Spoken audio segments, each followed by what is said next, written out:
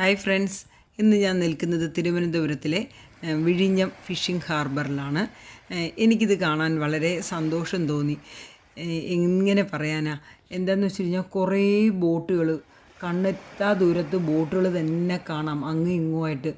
അതും പല പല കളറിൽ ഭയങ്കര അട്രാക്റ്റീവായിട്ട്. എനിക്കിതിൽ പറയാനുള്ളത് എന്താണെന്ന് വെച്ച് കഴിഞ്ഞാൽ, ഈ കടലിനകത്ത് ഈ കടലിൻ്റെ മക്കൾ എത്ര എനർജി ആയിട്ടാണ് അതിനകത്ത് കയറി കടലിൻ്റെ ഉള്ളിലോട്ട് റിസ്ക് എടുത്ത് തന്നെ ശരിക്കും നമ്മളെ ജീവൻ പണയപ്പെടുത്തി തന്നെയാണ് അവർ പോണത്. ആഹാരമാണെങ്കിലും ആയിക്കോട്ടെ, ചെറിയൊരു പാത്രത്തിൽ എന്തെങ്കിലും കൈ കൊള്ളുന്നത് എടുത്തുകൊണ്ടാണ് പോണത് മീൻ പിടിക്കാനായിട്ട്.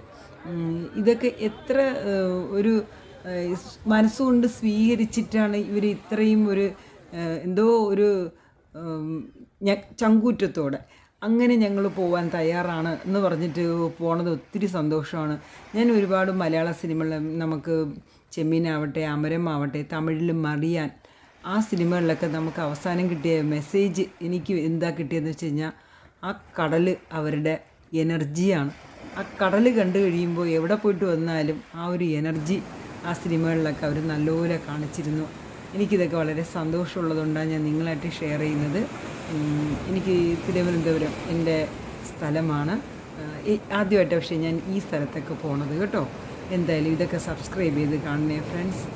എനിക്ക് വളരെ സന്തോഷമുണ്ട്. Thank you for watching.